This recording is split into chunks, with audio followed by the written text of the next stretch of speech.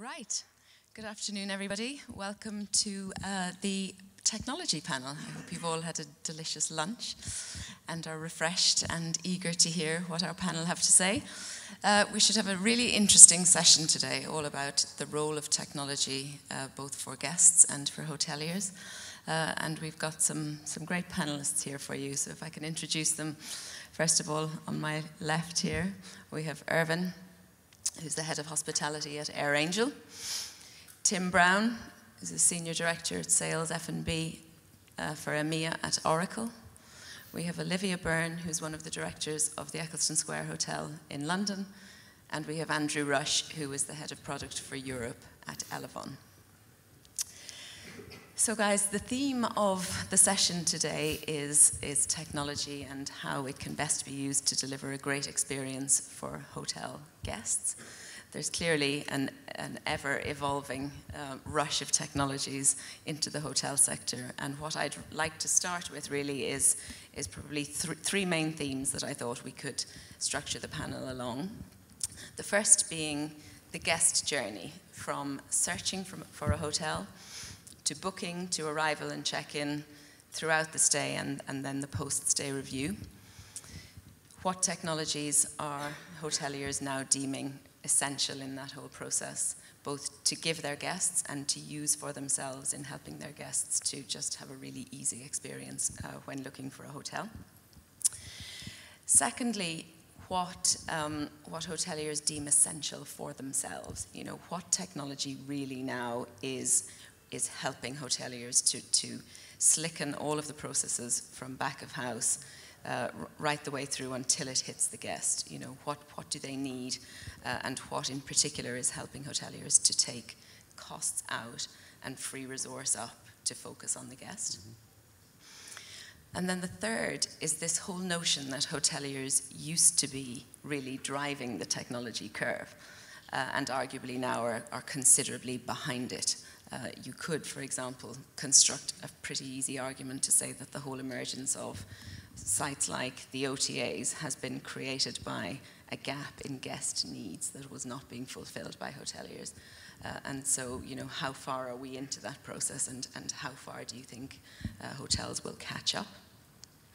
And then lastly, I think the whole notion of old, obsolete, very tech, hardware-driven technology. You know, how do hoteliers avoid the tech pitfall of being tied to something that is cumbersome and yet obsolete and very expensive to replace? So how do they stay nimble?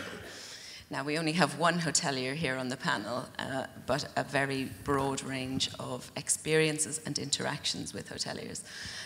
So I'd like to start actually with you, Irvin, please, in the guest journey and what hoteliers are doing to make that whole journey for the guest as easy as possible. Yeah, well, I'm not so distantly removed from hoteliers. I was an IT director for an independent hotel company until July of this year and spent a long time looking at systems and pain points for guests.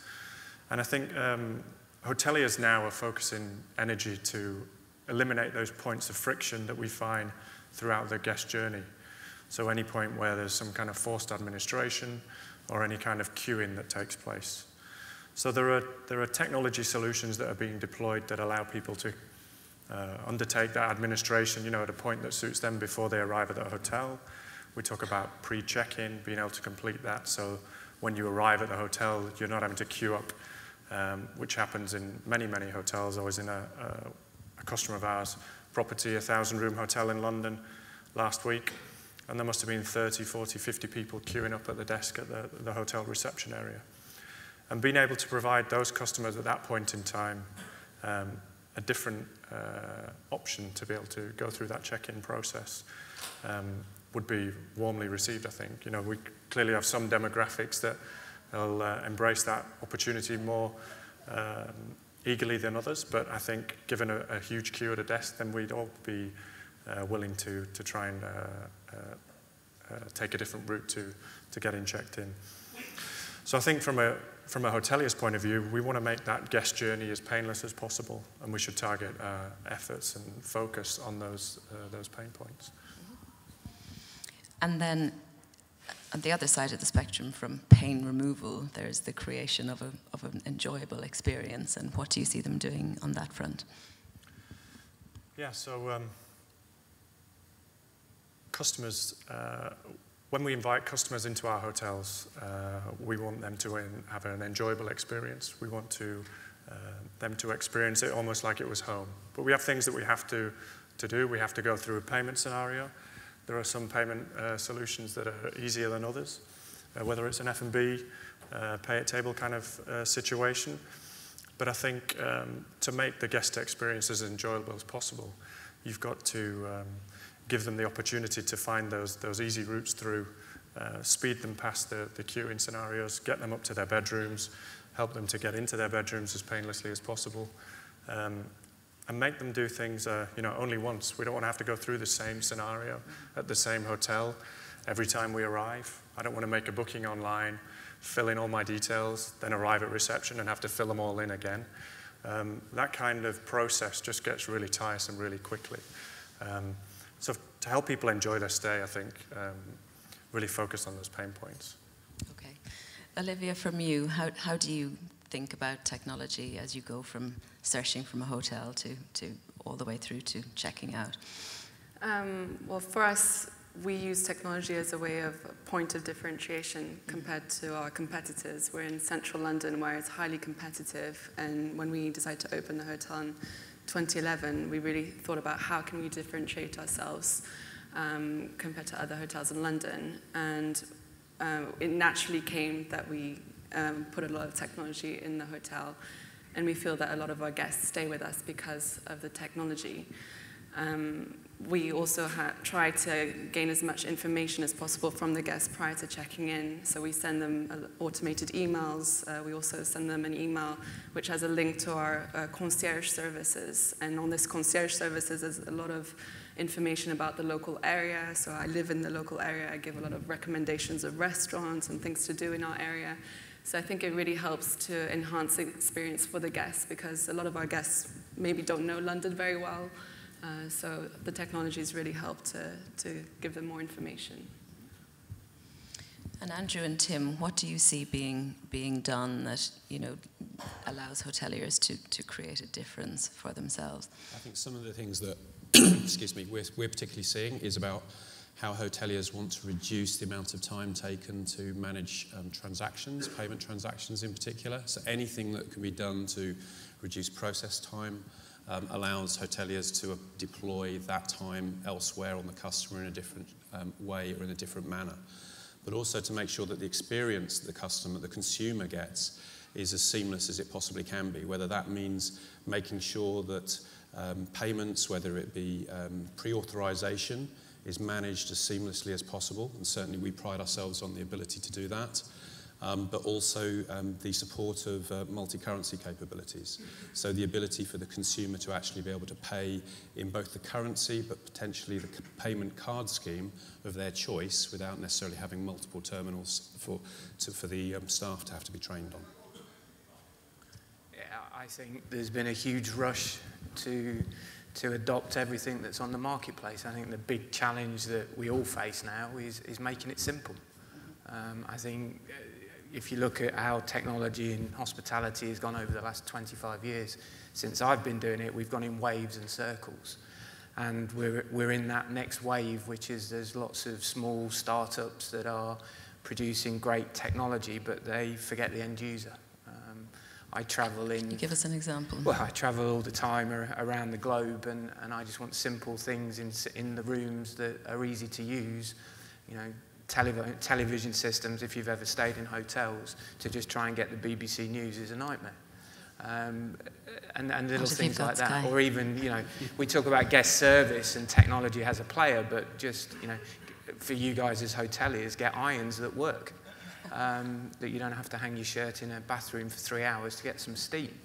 So I think there's a lot of value in the technology that's out there, but make it simple for your consumers to use. And also manage their expectations. We live in a real-time world. If we put something out there on a web or in an app and you're producing information, then you've got to make sure that you can deliver that information. And there's lots of very nice technology out there that has plumbing that can't give you that real-time experience. Yeah, so the whole notion of just tech for tech's sake is sort of what you're talking about. How do you see various hoteliers coming at this, and who, not necessarily without naming people, but where do you see it being done so that the technology that's adopted within a hotel is driven by an actual guest need rather than somebody pushing a technology? I think whenever we talk to hoteliers, and I do a lot of work in digital strategies in F&B, is put yourself in your consumer's shoes. Yeah. Go through their journeys. Go through the check-in, go through the in-room entertainment, go through how do you order F&B. And if it doesn't make sense to you, then it's not going to make sense to your guests. I think there's this drive, as I said earlier, to really make everything look cool and sexy and fantastic and what have you. But watch how 15-year-olds talk to each other now, and that's the technology that you need to build. I stayed in a hotel in Shanghai earlier this year, and there was no reception desk. It was just people walking around the lobby, and everything was driven from an iPad, and it was a very seamless guest experience. And I go to your point, it frustrates me when you go in a hotel, you booked in online, then you stand for half an hour, then the key doesn't work and you come back downstairs. Technology will help that in that area. I think that's a good point. Technology deployed in the right way, in that scenario, it can, we all want to deliver hospitality to our guests. And technology delivered in the right way that takes away things like payment, takes away things like the forced admin at the desk. Do you want a newspaper? Do you want a wake-up call? All of those things that automatically, can tend to get into some kind of robotic, have a nice day kind of scripting. If you take care of all of that before the guest arrives at their leisure, then when you're actually dealing with check-in and people arriving at your hotel, you can really focus on those concierge services, that iPad and meet and greet, rather than having somebody going through some kind of sausage machine at the front desk. I agree that I think technology should be used to try and find solutions to problems. One of our issues was that we had a beautiful building in central London, but space is an issue. So we had to find a way to build the ultimate city centre room with the space constraints. And we found this technology called smart glass walls, which is basically a wall between the bathroom and the bedroom that flicks from transparent to opaque, which for us was a great solution because it made the room feel much larger and brighter. So I think using technology in the right way to find solutions to problems is a really great way of moving forward. I think people should also look at technology not only as a guest service, but how it can drive revenue. I think we lose some focus on that a little bit at the moment. We know from the studies that we've done, you give a good experience, people will spend more money. From just simple room service orders, we know from telephone orders to actually digital orders, there's a 10% increase in the check value. So I think you've got to look at technology for your guests, but also how it can be a revenue earner as well at the same time. I think the other thing around that is also the globalization side of things, so the ability to work in multi-currency, multi-language, multi-culture is really, really critical, and there's so much more opportunity to experiment with some of the new technologies. The big challenge is then how you integrate those into the core essence of the hotel. So there's definitely a piece about, having the technology that you present to a guest work seamlessly in the background and deliver what it says it will. Can I just talk a minute about how difficult it is to get the technology right where you have a very broad spectrum of guests in your hotel?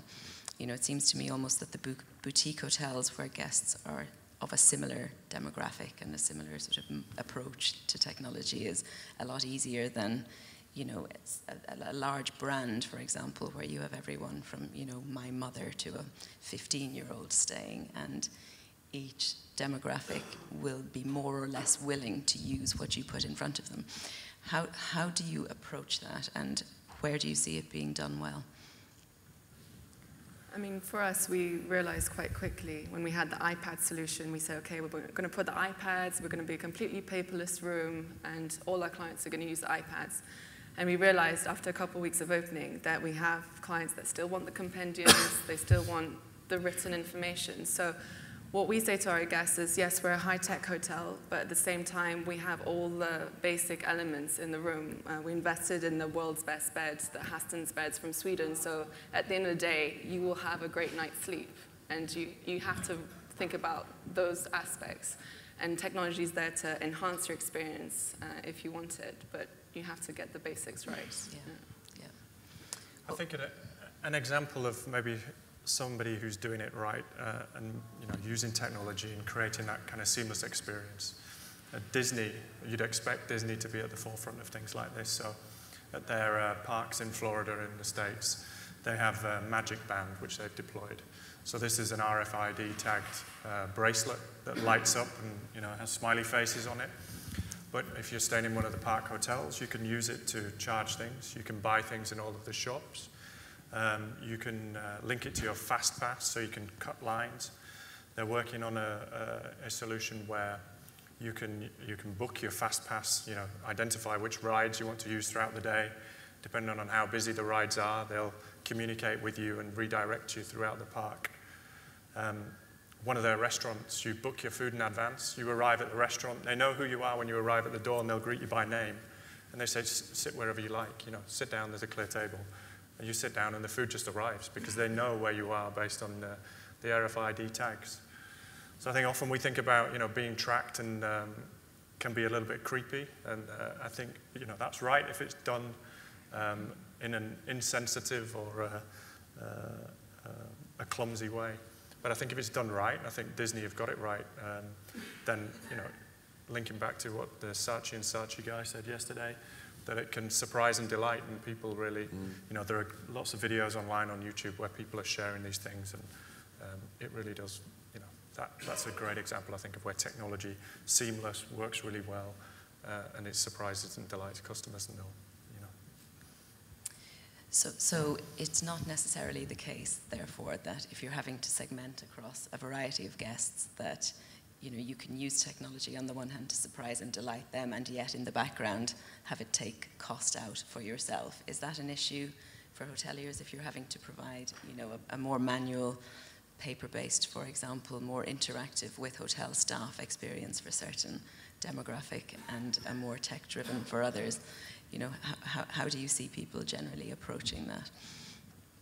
I think it's a bit, the thing is, we talk about age groups and things, but I mean, for example, my dad, he loves technology, and I think it's a bit far-fetched to say only young people use technology. What age groups, cultures, I mean, whatever it may be. Yeah, and we're quite surprised because we're the tech hotel, but actually, I would say our age group is between 35 to 65.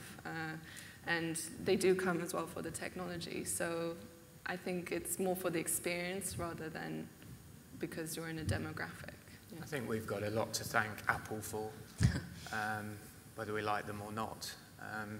They've really changed the way that technology is accessible. Laptops, will they be around in 5-6 years? Probably not. Will mobile phones be around? They'll be in some sort of guise, but I think the iPads and the tablets have made it more accessible to every generation. It's the next big thing that's the interesting one. Where are the 15-year-olds today? What are they going to be doing? Because they don't talk to each other.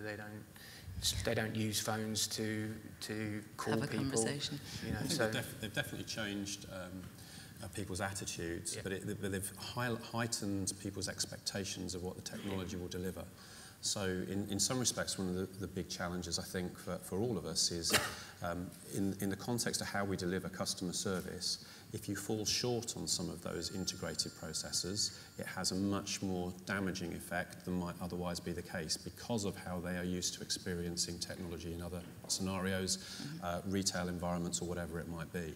So it does put more pressure on actually finding new ways of working, new ways of engaging and new processes that we need to continually improve. I think drawing an analogy from sort of the F&B sector, there's a well-known coffee chain that wants to get your order quicker, but they still haven't figured out the fulfillment. So, and we know from the studies that people are happy that they can place the order, and this goes to your point, but people get more frustrated waiting for their drink, and that's the balance that you've got to have. You've got to manage their expectations. And that's Even when the it challenge. comes out with your name on it. Correct. Yeah, we get the same challenges with pre-order, with pay at table, Correct. some Yeah. of those technologies in terms of how they're working, the extent to which they're integrated into core, confusion within waiting staff. So those different things, it's about getting that complete experience right, and that's not going to happen quickly. It needs to be experimented with, but it needs to be tested in a controlled manner before you really start to roll it out and try and change that fundamental experience. But I also think that, to that point, I think in the past, service defined technology. You know, that your service styles made technologies, build technology to meet your service or your operations. I think what's happening now is technology is defining service, and you have to change your operations to use the technology, and that's a challenge. So people are becoming accustomed to technology outside of your hotel, and you are having to absorb that and And change the way manage that your you processes to serve fulfill. food, look after guests, provide service, whatever it might be. Are there particular areas of a guest stay where that is particularly the case? The pain points are around payment, arrival and departure. And I think anything that can be done for those processes would be very well received. And I mean, if you think about Uber, how that's changed how we take a taxi ride, you know, that whole process of, you know, doesn't seem like a lot of pain, but making a payment for the driver, working out whether you've got cash on you, but actually, you know, Uber, you book your car, you get in, and then you get out, and you don't have to worry about it. And it feels like a small inconvenience, but actually, when you've received the benefit of that transaction, you know, it feels painful then to go back to dealing with a normal taxi. And I think as that is introduced more into the hospitality environment, into hotels, and people have the experience of avoiding those pain points, they're going to be expecting it from everywhere that they go. I'd probably say that one of the other pain points is security. So data security, particularly even around things like payments. Yeah. So it's a big pressing issue for the industry. We're seeing more and more data breaches in relation specifically to the hospitality industry. And that's going to create more challenges as the industry moves forward into the next couple of years. So poor old hotels, on the one hand, they're having to incorporate all of this technology that people are increasingly becoming accustomed to using in their everyday lives, figuring out how they change everything and how they run the hotel to manage it, and, you know, risk having a bunch of angry customers where it goes wrong. Where do you see, so in terms of the elimination of pain points, I think, you know, it is now becoming incumbent on hotels to choose those technologies that make it simplest for them and for their guests to reduce those pain points. When it comes to choice, how does a hotelier approach that? Because, you know, for every service that's provided, there are 5 suppliers. You know, what should a hotel's priorities be when it comes to choosing who to work with? I think one of the biggest challenges for us is, well, when we opened the hotel, it was in 2011, so we're still quite ahead of the game. We had a vision, but it was trying to find the technology that could fulfill the vision. Yeah. And one of the challenges that I have is I work with so many different suppliers, and I don't have one supplier that can provide me everything. And for example, my confirmation emails are not exactly the same as the way my website looks. And then I have my app solution as well, which is not exactly the same look and feel. So what I would love to see in the future is finding one supplier that can do kind of a one-stop shop for hoteliers, and basically have an a la carte menu of options that we could integrate in the hotel. I think delivering many of these services, whether it's an app that can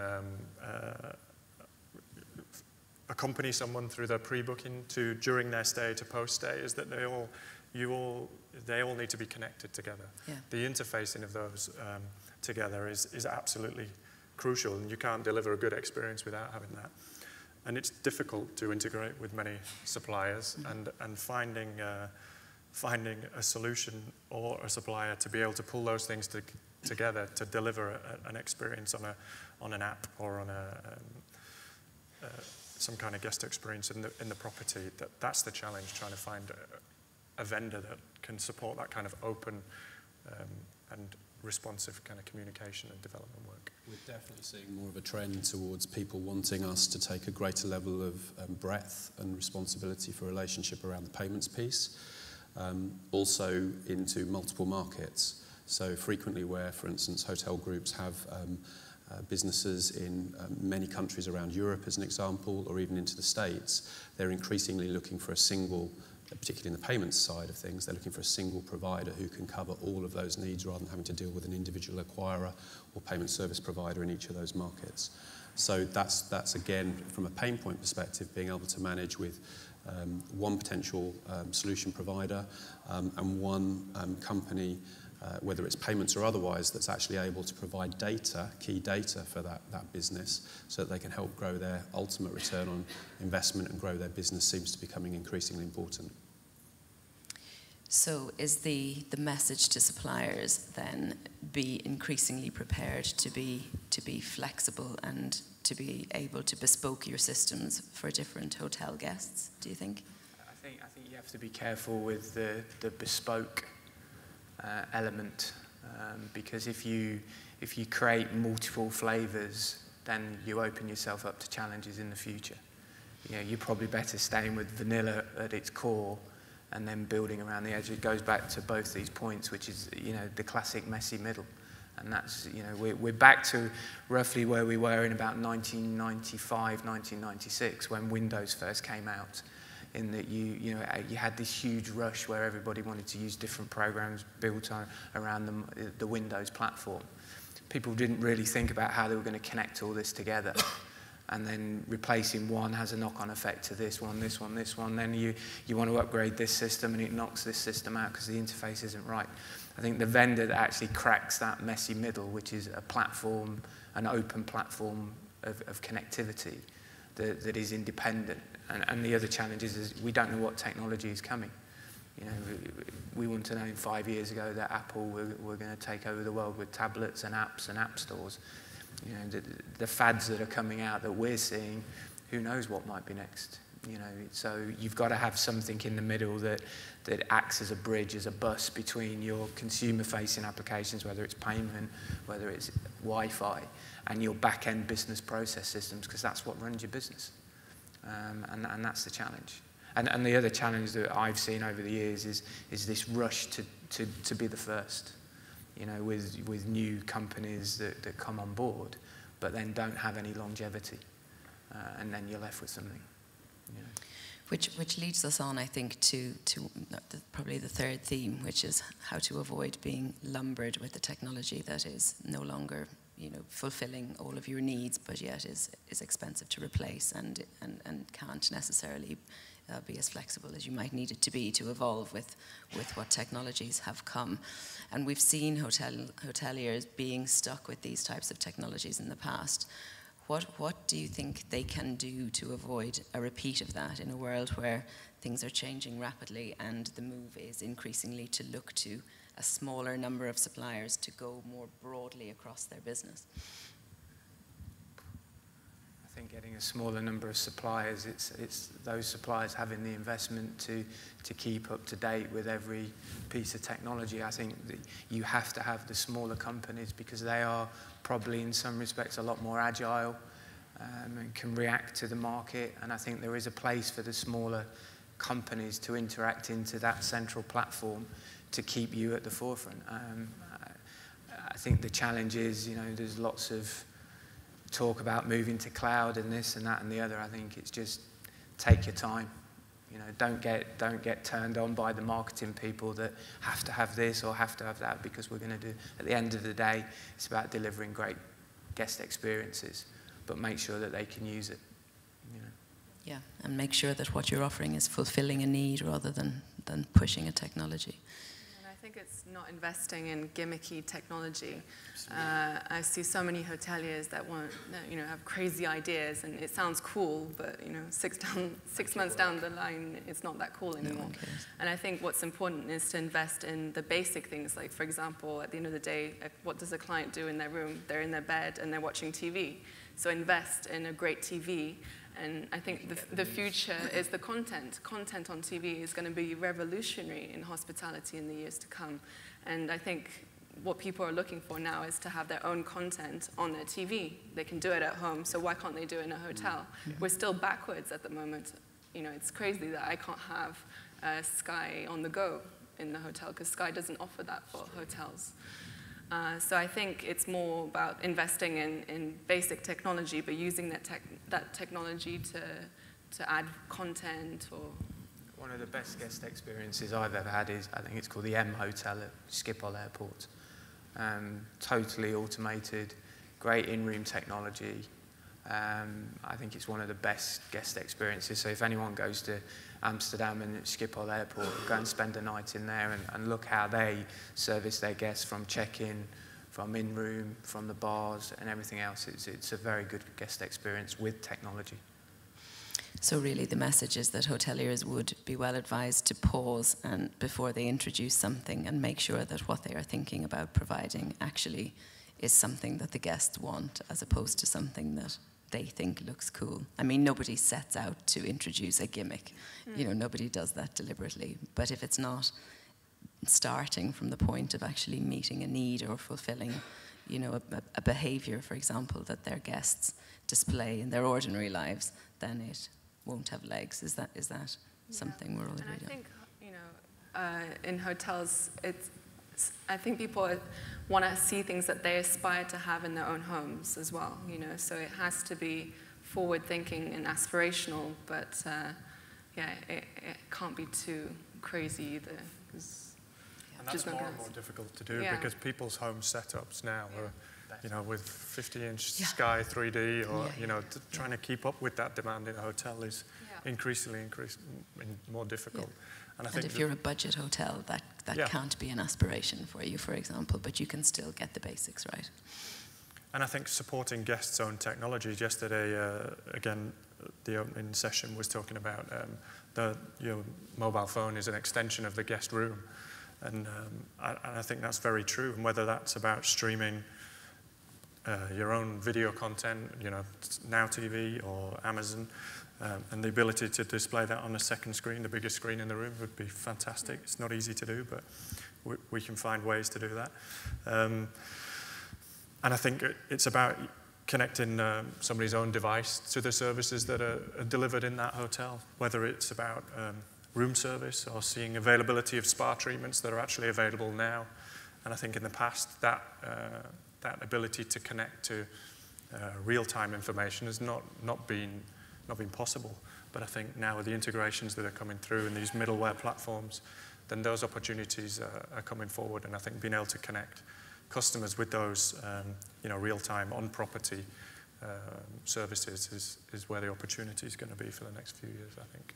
So you know, you don't need necessarily fully customized solutions to be able to deliver that, because again, you want those core solutions, but you want the ability to be able to make those, ultimately those personalized services to customers. That's entirely possible without having to have that overall customized solution. And again, I think that applies right the way through the value chain, all the way through the different parts of the stay that the customer will have. So in a world then where guests are increasingly connected to everything, the whole concept of the connected guest within your hotel, is that something that you perceive as growing in importance? And then added to that, the data that now is available from these connections that allows, you know, hoteliers to work out where people are and what they're doing and therefore what they might value. What opportunities do you see that as presenting for a hotel, and what challenges will they have in actually taking advantage of that? I think location tracking is a very, it's a sensitive subject, and it can come across as creepy quite easily. So I think there's a great responsibility those people that are trying out these things have to the rest of the industry, really. Because it won't take very long for people to start turning off notifications and advertising if every time they walk past the bar in a hotel or arrive at a hotel, they start getting bombarded with notifications or adverts that may or may not be relevant to those guys. And I think there are statistics that show that, you know, most apps that get installed on a phone get uninstalled within about 12 months. Yeah. And the two biggest reasons for why those apps get uninstalled is for advertising and for notifications.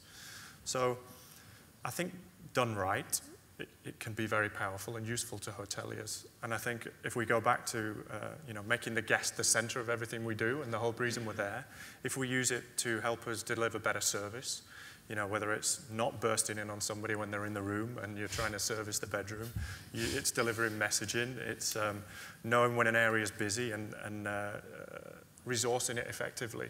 I think if we focus on service rather than advertising and trying to ram things down people's throat, I think that's where the opportunity lies. Tim? I think legislation is going to play a big part in the near future. I think with privacy laws and data transfer between systems and how we hold customer information in one system and in another system, I think that's going to play a huge role in people's choices going forward. And I think it's not just within the hospitality arena, but how then do things get connected outside? How do you get, what happens, I mentioned this last week, what happens if your doctor has access to what you're buying in Starbucks and stops you buying it because you've gone over your daily calorie limit? This goes down to your sort of connectivity and your Wi-Fi and beacons. We chip cats now, so we'll chip humans very soon. The office block in Sweden, I think it is, where everybody's now got a chip in their finger to open the doors, get access to that's coming. So you can see where it's going, and then where do we draw a line? But is the genie out of the bottle? Can we pull it back in? I don't think we can. I think it's a huge opportunity for hoteliers to gain that information, because we know we have the information, but it's finding the technology that's able for us to interact with our guests. And that we feel that more and more our guests don't really want to pick up the phone anymore. They want to be able to chat on your website. They want to make an order through the iPad because it's more instant, it's faster, they don't have to talk to anyone. So I think the technology is out there that give us that access to that information, also in terms of sales and marketing and trying to get as much direct business as possible. It's a great opportunity for us, and it gives us a way for us to compete against OTAs and other channels. What do you think you need to get right in order to do that well and not end up in the world Irvin was painting, where people just switch things off because they've had so many notifications? Actually, they're just deaf to it now. I think, we tried not to push emails too much. I mean, we'll do very segmented emails. So we try and gain as much information as we can from our guests. So if we know that they like a specific thing, a theatre break, then we'll send out a specific theatre break email to our guests. So we try not to do mass marketing. It's more niche marketing, and it's the technology that's allowing us to do that. But yeah, you don't want to annoy people by random messages. And we let the guests speak to us as well. So on our we have a live chat on our website. So it's interesting, we integrated it about 3 weeks ago with Tim Roberts from AHC Technology. And it's really interesting because we're getting a lot of interaction. Actually, people like to interact through the live chats. They tend to prefer live chat than picking up the phone. Yeah. There's Facebooking, there's Snapchatting and everything else. And it's instant. And I think we, at AirAngel, we've been working on a product that allows that to happen while you're on the Wi-Fi. So it's not intrusive. We're not promoting. We're not sending notifications. We're not sending advertisements. But you can interact with the hotel when it suits you. You can find the services that are important to you. And we're not at risk of annoying people and sending those messages. Yeah, a lot of it is getting the timing right, isn't it? Andrew, do you have anything to add to that? So again, from a payments perspective, a lot of it is perhaps for us around things like the pre-authorization. So I come back to that in terms of if you can get that right, then it means for a much more seamless experience for the customer going forward. What we're also seeing is an increasing amount of activity around the whole area of digital wallets. So whether it be how consumers want to engage with you as hoteliers, in the way of Apple Pay, Android Pay will be here soon, Samsung Pay, they're talking about an LG Pay now as well.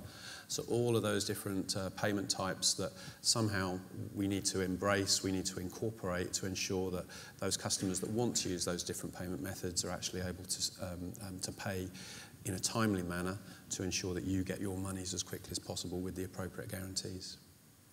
Okay, so one last question before we open up to the floor for questions. Just going back to one of the themes I mentioned about hotels trying to get a bit ahead of technology rather than be a victim of whatever's coming. what are you seeing people do, if anything, in this regard? You know, is that how you're thinking? You know, is there a sort of consciousness that actually we've missed the boat on a couple of occasions now, and others have stepped in to identify guest needs where perhaps we could have and should have and didn't, and now we're victim to the likes of the OTAs? Are people consciously making an effort to try to get ahead of some of, you know, what is inevitably coming, and prepare themselves for that, and, you know, avoid, you know, their businesses being impacted and revenues being lost as a result of technology that they're not ready for? I think there's a big drive, whether it's in OTAs or in reservations in restaurants, to bring it back to the brand. There's this huge drive now where a few years ago everybody embraced OTAs and restaurant reservations companies and online ordering companies, that there's this huge drive now by hoteliers and restaurateurs to bring it all back in-house. So to develop their digital strategies around one brand experience and put the guest at the centre of that, whether it's on the premise or whether it's off the premise, it's one brand experience, and then reward guests to actually go to that brand site because it's more beneficial. There's a huge drive in the industry, whether it's hotel or F&B, to make that happen. What about others? Do you agree? I think certainly the PMS as it stands is kind of the linchpin of a hotel's systems, you know, the legacy piece of kit or, you know, service that operate in many hotels. I think there is a risk, you know, the OTAs have exploited and using their expertise about how things are transacted online and how to target, you know, and generate business, that they're really expert at that, and hotels, you know, they've lost that battle, I think. And I think there's certainly a risk in certain sectors of the marketplace. So those OTAs, you know, I can't see why they wouldn't develop a PMS system, you know, that delivers, you know, 80% of the features that maybe buy it. But I don't think they'll buy it, because the PMS is not really well suited to carry through that whole journey that Olivia was talking about, from pre-arrival to during stay to post-stay. But I can see a Booking.com or a Late Rooms or a Hotels.com developing a PMS system that, you know, they get the booking, they get the guest, they own the profile, they take the payment, they give you the commission as the hotel operator, and they own the relationship post-stay. So, you know, it would be harder in a full-service hotel, but I can see in, you know, limited service, and, you know, I think there's a big risk. It's quite exciting, but I think, you know, they're really going to put pressure on hoteliers, I think, to respond. And the likes of citizenM, who do lots of great things. I know they're working on an app that will allow you to make your reservation, do your check-in, access your bedroom. They're releasing that by the end of this year. And Starwood, SPG, they do a similar kind of thing. So they're trying, but it's going to be a tough battle, I think. Olivia, what do you think? Well, I think it's an exciting time. I think now that we have access to these resources, technology resources, it's really given us an opportunity to change in the hospitality sector. It's like citizenM and other brands have really cropped up because of the new technologies that are out there. And I think also for us, because we're such a niche product, we're quite different to maybe a big branded hotel in London. I think using those technologies to really target the right clients is important for us, because if we see guests that are booking on Booking.com, they don't really understand what we're about because they haven't been on our website. So that's why we're really keen to do as much direct marketing as possible, so that they really understand what they're buying into, and we fulfill their expectations. And in terms of trying to get ahead, how do you think about that? Well, I think it's what I talked about before. It's really looking at things like content on television, also trying to integrate as much as possible within the hotels. So from the check-in to the check-out, that all the messaging is as seamless as possible. But one of the challenges is it's all fine to spend in technology, but what hotels might not always realize, it takes a lot of time to manage technology. I manage all the content on my app, to my pre-arrival emails, to everything. Every time I change a menu, I have to change 10 different systems. So it is time consuming, and I think it really has to be within the culture of the hotel as well, to embrace technology, to have a team that are willing to work with the technology. because it is pretty time consuming. Yeah, really important. Andrew? The thing I build on is come back to data security, which is, as Olivia described, you've got 10 different systems just for a menu change, but frequently there are multiple systems that are being used for booking solutions, etc. And how some of that payment-related data is actually maintained within those systems is increasingly pertinent. The use of tokenization and encryption of data is going to become more and more prevalent, and that will create opportunities for certainly larger hoteliers to be able to leverage that data in ways to support identification of customers and ultimately personalization of services. Brilliant. Thank you all. Right, who's got a question? Carl. Hi, Carl Weldon from Hosper. Alison, you talked earlier about getting the basics right in one quote, and then Irvin also talked about Disney and their approach to technology and guest service. I was in Disney in their downtown shopping area in, I think it was April, May time.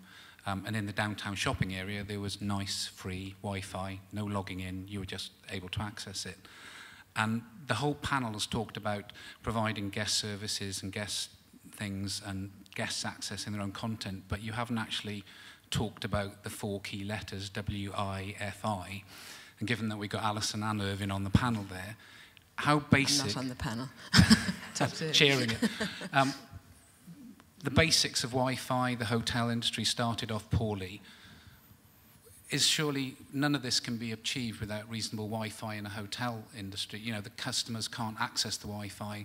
We're talking now about Wi-Fi being a basic human right, a bit like gas, electric, and water.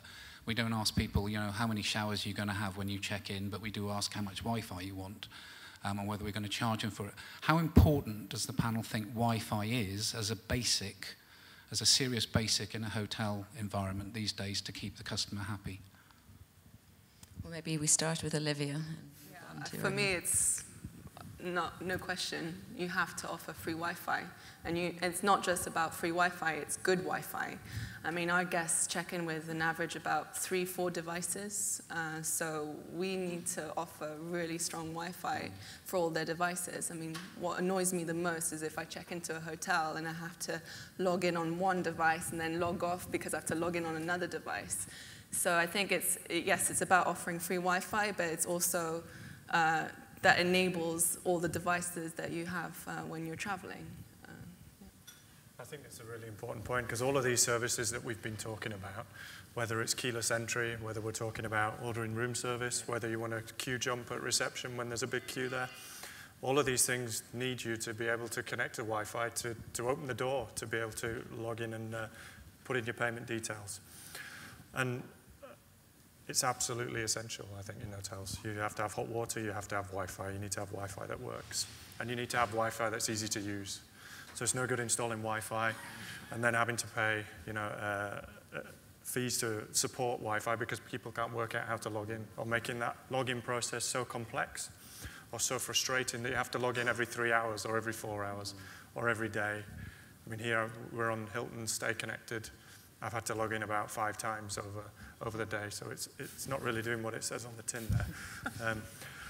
I'm biased, yeah. But, I think there are more pain points created by getting the Wi-Fi wrong than almost in any other area of a guest stay, and people are willing to forgive a lot if you just get the Wi-Fi right. It is as close to a human right now as possible. I think the issue for hotels, though, is what bandwidth you provide and whether you tier it or charge for it. I mean, no, the hotelier, you know, doesn't ask how many showers you're going to take, but it's fairly safe that probably 2 or a maximum of 4 per day is probably about it. Whereas, you know, there's really kind of no generalization that you can make on bandwidth. And hotels seem to be migrating from basic tiered, basic free to, you know, you pay for higher speeds, and that will suit some guests and it will really frustrate others. But I think getting the basics of people at least staying connected and being able to connect more than 2 devices at a time is so fundamental now that you just really get that wrong at your peril. And our observation is that it's one of the areas that guests are most willing to complain about online. They are most vocal about Wi-Fi and entertainment online when it comes to either praise or criticism. So yeah, just invest wisely in Wi-Fi. And the benchmark's really high because people come into hotels and they expect and they really want that home Wi-Fi experience. They want to be able to stream to the Chromecast or the Apple TV. And it's difficult to do that at the moment. And not pay for it. And not pay for it. Yeah, I've already paid for my Sky subscription. I want to stream online, or I brought the content and I want to stream it in the property. So I think any way that we can make it easier for guests to log into Wi-Fi, not have to jump through hoops, and intelligently, allocate that bandwidth to customers. And we have customers across all segments that are some offering tiered. Customers that we never thought would offer free Wi-Fi are now offering free Wi-Fi, installing fiber lines. Generator Hostels are one of our customers. They have fiber lines at all of their properties. They give away free Wi-Fi. It's not tied to any particular brand. We're seeing investment, and I think people are starting to realise that it really is a must-have. Agreed. Robert Nadler, Nadler Hotels. I'd like to endorse what Olivia said about guests desperately needing not just free Wi-Fi but good Wi-Fi. We've got relatively small hotels. The one we're just finishing off is 73 rooms, and I put in the same bandwidth or fiber that I put in my other hotels, which is 100 meg, and it's not enough. I'm now saying, why did I sign that contract 2 weeks ago when actually I need a gig?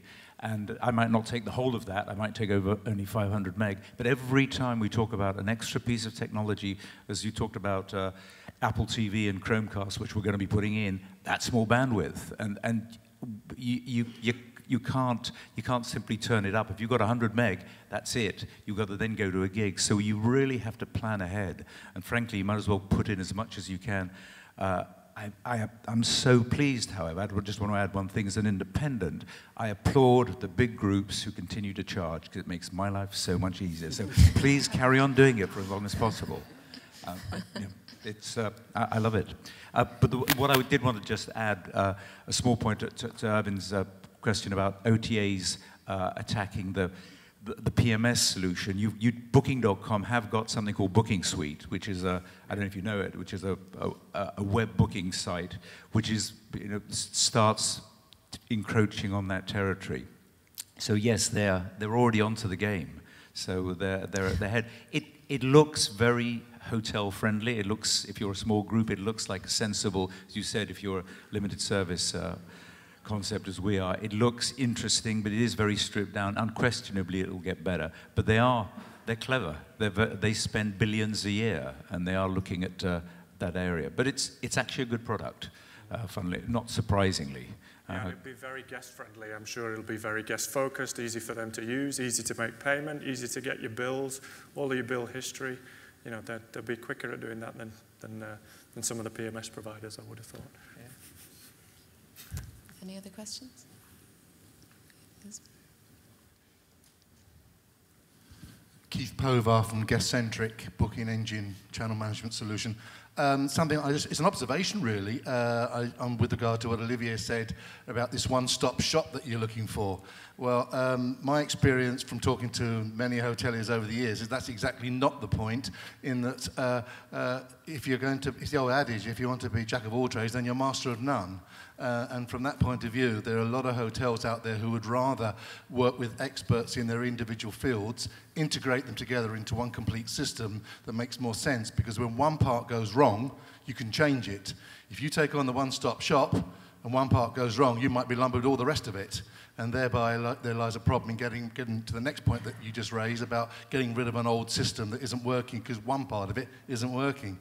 So I don't think the one-stop shop scenario is the answer. And I would like to say that really hotels should be looking to look at experts in their individual fields. Is the point more that you need somebody who is brilliant at integrating different aspects of... I mean, at the moment, I'm a client of Oracle, and and every time I want to integrate something, it's very time-consuming. I mean, I'm just trying to do something now. It's taken me 3 months. When I'm a small business, I want to do things pretty quick.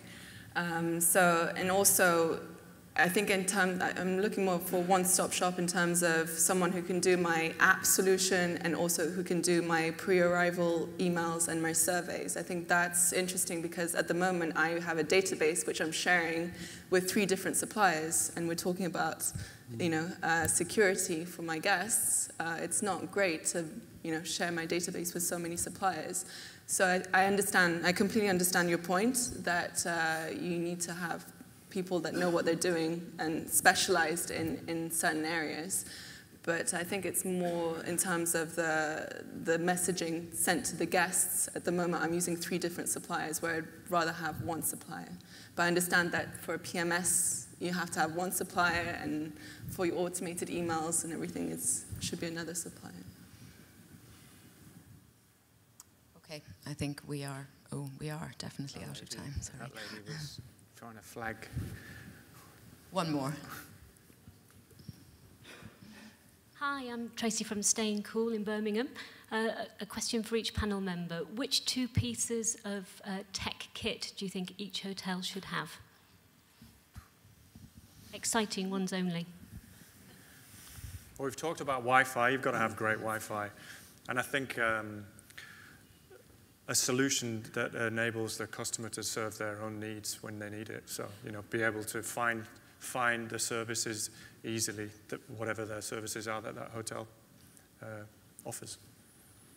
A steam iron that works. I think that's my technology. big ask in a hotel after staying in so many. No, I think you go back to your point about television systems. It really frustrates me when I travel and you're playing around with this damn remote trying to get it to work, and in the end you give up. So I think in-room technology with a good user interface. Stay away from fads at the moment, but just give a good user interface. Yeah, same thing. It's television is so important, and I think it's also providing great content on the television.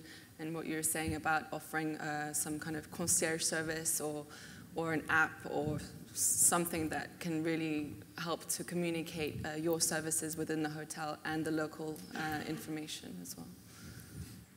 As a user, I would definitely say the Wi-Fi, business user. It's got to be seamless, preferably recognising the device on a repeat visit. But from a payments business perspective, we have a particular device we reference as ECR SmartLink, which removes the need for double key entry at a countertop. So again, it's trying to emphasise the process improvements and also the pre-authorisation. They're real pain points for a lot of both retailers as well as hoteliers. And I think all of those small incremental changes help make for that better experience. Okay, great. A big round of applause, please, for all of our panelists. Thank you all very much.